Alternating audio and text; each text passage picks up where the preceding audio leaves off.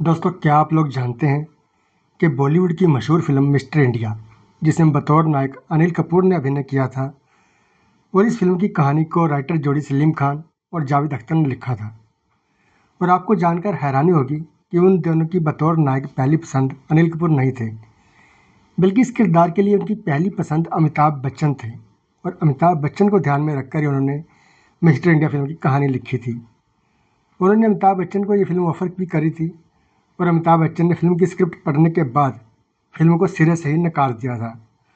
और यही वो फिल्म थी जिसकी वजह से राइटर जोड़ी में मतभेद बढ़ने की शुरुआत हुई, और आहिस्ता आहिस्ता दोनों में मतभेद इतने बढ़ गए कि इस फिल्म के दौरान उन्होंने अलग होने का फैसला कर लिया। ज़्यादातर लोग और राइटर जोड़ी खुद भी इस प्रश्न के जवाब में गोलमोल बातें कर जाते हैं या एक जैसी कहानी बताकर अपना पिन छुड़ा लेते हैं।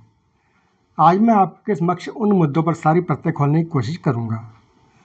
दरअसल ये किस्सा ऐसे है कि सभी को पता है कि मिस्टर इंडिया फिल्म में अनिल कपूर का ज़्यादातर किरदार सिर्फ बोलता है, मतलब आवाज़ सुनाई देती है। और जब सलीम जावेद जोड़ी इस कहानी पर काम कर रहे थे तो उनके ध्यान में एक भारी भरकम आवाज़ वाले इंसान अमिताभ बच्चन ही थे। अनिल कपूर दूर दूर तक फिल्म में कहीं नहीं थे।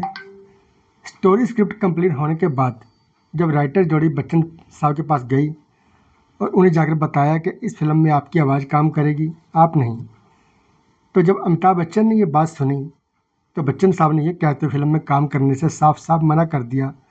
और अमिताभ बच्चन का ऐसा जवाब पाकर राइटर जोड़ी को थोड़ा खट्टा तो जरूर महसूस हुआ था, क्योंकि अमिताभ बच्चन को एंग्री यंग बनाने में राइटर जोड़ी का बहुत बड़ा हाथ था, और आज तक वो इस बात का क्रेडिट वो अपने आप को ही देते हैं। और तो और अमिताभ बच्चन के फिल्म में काम करने के लिए मना करने की बात का जिक्र जावेद साहब ने अपनी किताब written by Salim Javed the story of Hindi cinema greatest screen writer में भी किया है। उस किताब के मुताबिक क्योंकि अमिताभ बच्चन की कितनी सुपरहिट फिल्मों का लेखन करने वाली उस जोड़ी को ऑफर बड़ी बेदर्दी से ठुकरा दिया था, तो उसका कारण बताते हुए, उसकी वजह बताते हुए उन्होंने लिखा था कि उनके फैंस सिर्फ अमिताभ बच्चन की आवाज़ सुनने के लिए थिएटर नहीं जाते थे, बल्कि उनकी परफॉर्मेंस दर्शकों का दिल जीत लेती है, इसलिए आते हैं।